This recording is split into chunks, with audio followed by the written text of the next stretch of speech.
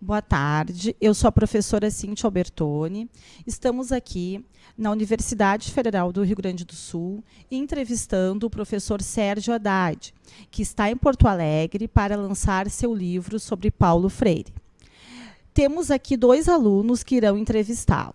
Neste ano, o Centro Municipal de Educação dos Trabalhadores, Paulo Freire, está comemorando 30 anos de história, 30 anos de educação de jovens e adultos em Porto Alegre.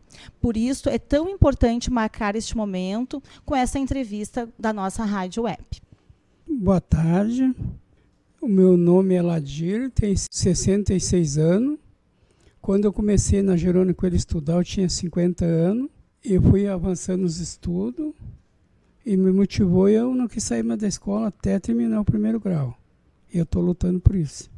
E eu queria lhe perguntar, qual intimou o senhor fazer o livro sobre o Paulo Freire?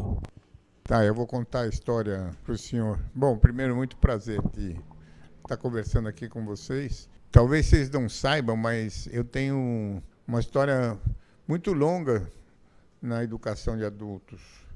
Eu fui diretor de uma escola, um coordenador de uma escola de EJA, naquela época chamava supletivo. Eu comecei em 1974. Em 73 comecei a organizar, em 74. E fiquei 20 anos nessa escola, coordenando. Eu tenho muita relação com a educação de adultos. Fui para a universidade, acabei fazendo pesquisa em educação de adultos. Sempre tive uma ligação muito forte com o pensamento do Paulo Freire. A primeira vez que eu ouvi falar no Paulo Freire, eu ainda era estudante no ensino médio, né? Na época chamava colegial, na época da ditadura. O Paulo Freire já não estava mais aqui, já tinha saído do país. Isso foi quando ele saiu em 64. Eu vim conhecer a história dele e o método dele em 67, quando ainda estava no secundário. E a gente fez um primeiro trabalho de alfabetização numa favela, aqui, como é que chama a favela em Porto Alegre? Numa vila, Foi aí então que eu tomei conhecimento e fiz um trabalho de alfabetização lá quando eu estava no ensino médio, né? No colegial na época. Depois disso eu fui para a universidade e fui dar aula lá na Universidade Católica de São Paulo. E lá o Paulo Freire já tinha voltado e nós fomos colegas na pós-graduação. E como eu sempre tinha lido, assim, em partes, as coisas do Paulo Freire, eu resolvi, há alguns anos atrás, fazer uma biografia do Paulo. Uma biografia mais completa, uma que tivesse todos os fatos da vida dele, etc. Um trabalho de 3 anos, que eu apresentei para uma editora que, no final, acabou não topando. E aí uma outra editora me convidou para fazer um livro mais leve, mais, vamos dizer, com uma leitura mais fácil, para que quem não conhecesse Paulo Freire, que não fosse inclusive da área de educação, pudesse então saber da história dele. Então foi esse o objetivo, porque eu era uma pessoa que admirava muito Paulo Freire, gostava das coisas que ele escrevia, então resolvi contar a história dele. Então o livro é a história do Paulo. Não é um livro sobre o que ele escreveu.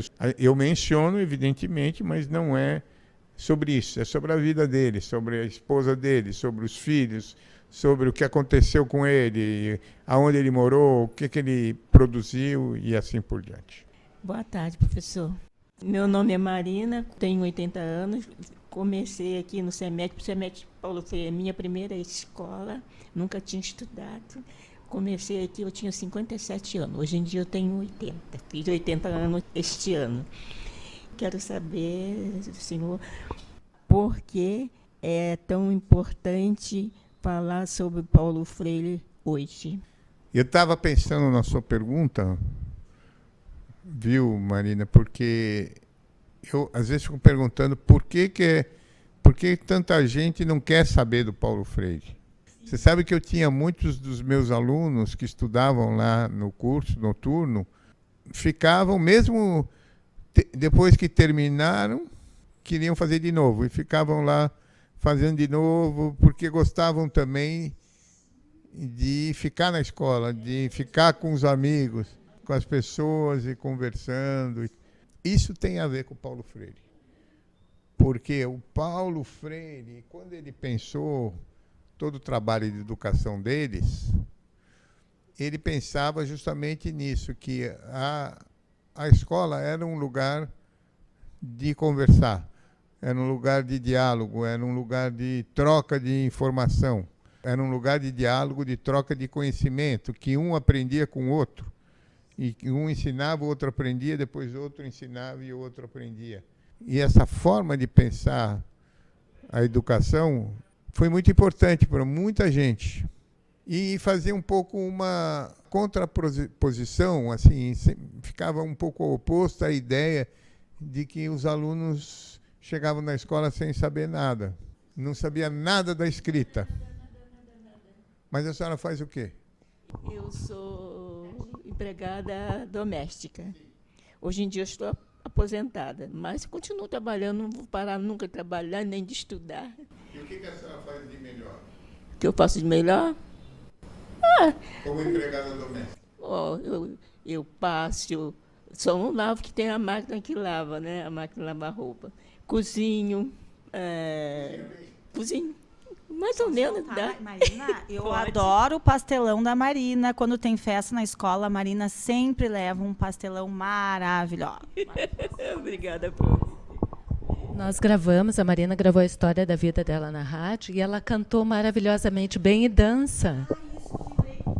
Lembra, Marina, que eu disse que eu vou te contratar, que tu é minha professora de dança? Lembra daquele baile que nós fomos, que tu dançaste a tarde toda? Lembro, prof. É muito bom dançar. Sempre gostei de dançar desde criança, desde pequena. Bem pequena, já sapeca dançando.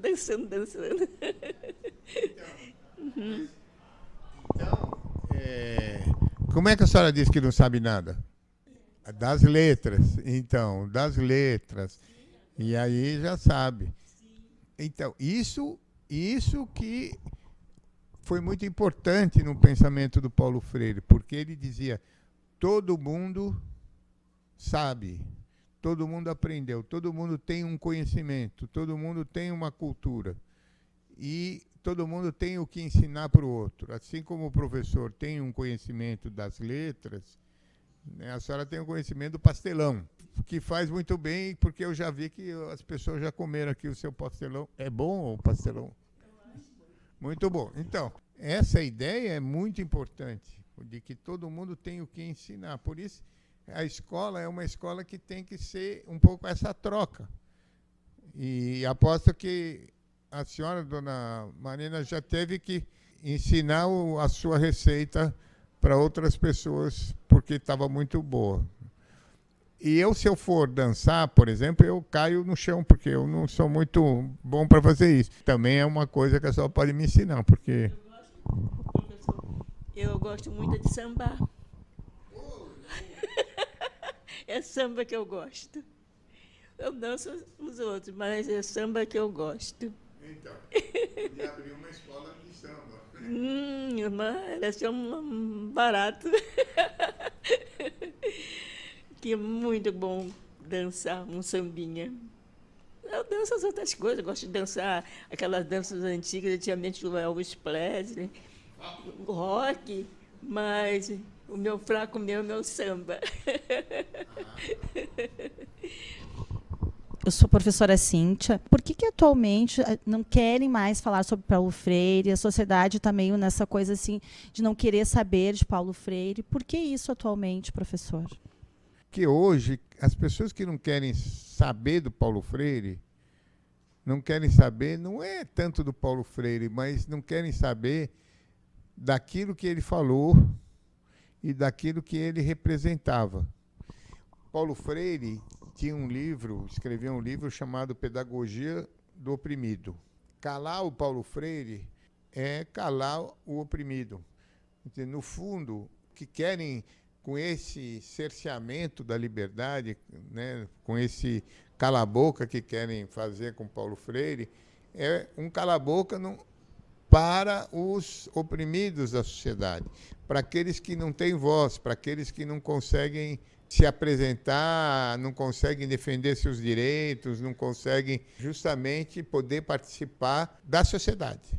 A minha visão é que, ao falar chega de Paulo Freire, as pessoas estão dizendo chega de ficar reivindicando direitos, chega de tentar participar, chega de querer conquistar determinadas coisas que esse governo que está aí, que é um governo muito autoritário e muito elitista, não quer saber.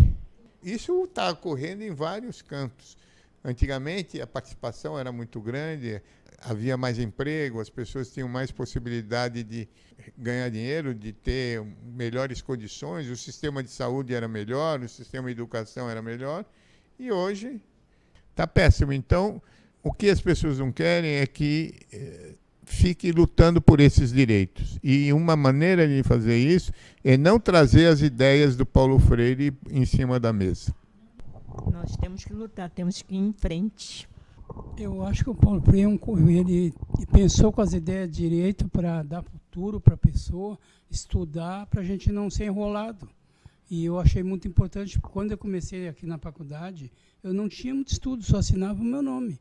E depois que eu me aposentei, eu comecei a estudar, mas eu fui um funcionário público muito exemplável, que eu comecei na limpeza de rua, passei para dentro dos prédios, e dos prédios comecei a trabalhar na manutenção gerais. Aí eu fazia de tudo, eletro, hidráulico, e eu não tinha estudo. Imagina se eu tivesse estudo, eu podia ter crescido muito mais. E depois que eu me aposentei, eu digo, agora eu vou estudar para tirar a carteira de motor, porque eu vou pensar no futuro melhor. Porque geralmente ele não queria que o cara estudasse, porque o cara não tendo estudo, não podia ter a carteira de motorista. O cara não tendo estudo não podia trabalhar num serviço bom, tinha que ganhar um salário mínimo e ficar lá embaixo. Por isso que eles não queriam a ideia do Paulo Freire. Da carteira de motorista não, ainda não tirei, mas depois que eu fazia o primeiro grau na faculdade, aqui no Paulo Freire, que eu estou estudando, que terminar o primeiro grau, eu recém estou no terceiro para quarto, beirando uma quarta. Algum poema, eu estou fazendo algum poema, cantando alguma coisa de ideia, eu estou fazendo. Mas se eu tivesse estudo, eu podia ser um grande escritor em músicas, coisas assim.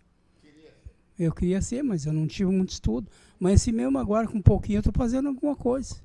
Aí, tudo que eu botar a mão, eu não me acho ruim. Eu trabalhei em granja, fui tratorista, em granja, fui aguador, peguei várias profissões de ganhar bem. E quando eu trabalhei, nunca ganhei menos que o salário mínimo. Sempre ganhei um salário e meio, eu sempre ganhei além, porque eu sempre era um cara trabalhador e era bom no que eu fazia. Tudo que eu botava a mão, eu fazia, procurava fazer melhor. Fui soldador, trabalho com a parede de solda para cima, eu faço. Só carro eu nunca peguei, porque para dirigir mais trator, eu dirigia trator, ceifa, tudo eu trabalhava nas granjas, tudo sabia fazer. Fazia muita coisa, né? Eu acho que é isso, assim, a sociedade da gente valoriza um tipo de trabalho e não valoriza outro, né? Eu fico pensando assim, todo trabalho, quando é feito dessa forma que o senhor estava dizendo, né? Com muito afinco, com muita dedicação e bem feito, né? Tanto o seu quanto o trabalho da dona Marina aqui, né? Todo mundo tem uma vocação, né?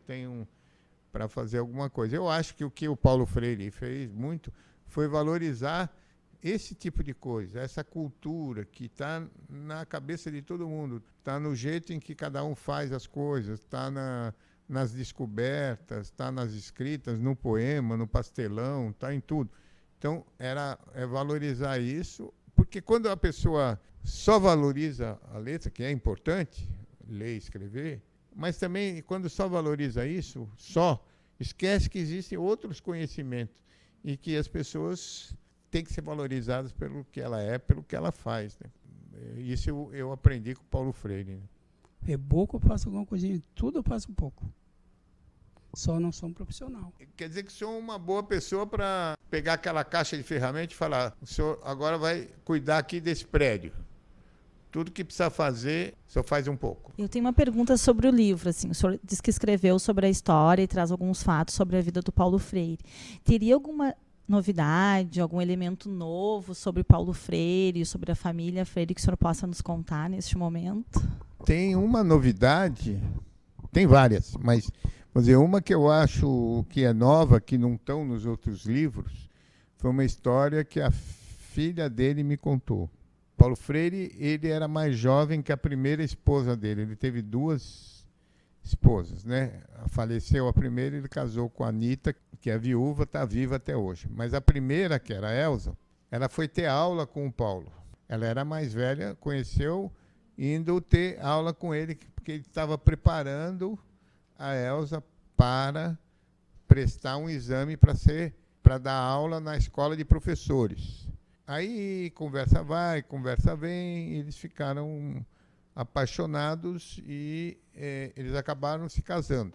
Mas o que ninguém sabe muito é que a família dela, da Elza, era uma família de classe média que queria uma pessoa diferente do Paulo, que ele já era de uma família mais pobre, e não queriam esse namoro.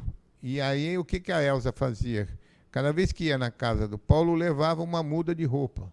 Até que encheram uma mala e ela fugiu com ele.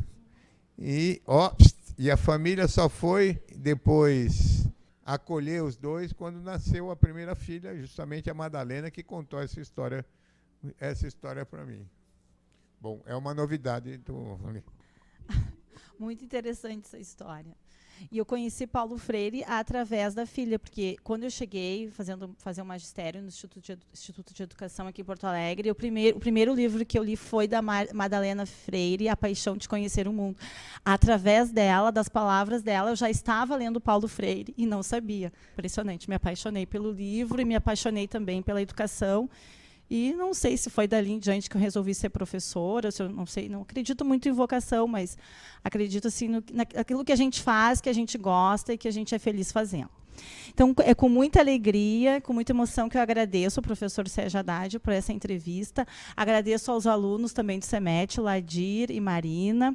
Muito obrigada, professor, e que a gente possa, em outros momentos, também conversar mais adiante sobre Paulo Freire, que é tão importante, né, hoje em dia, a gente reavivar as ideias de Paulo Freire. Obrigada.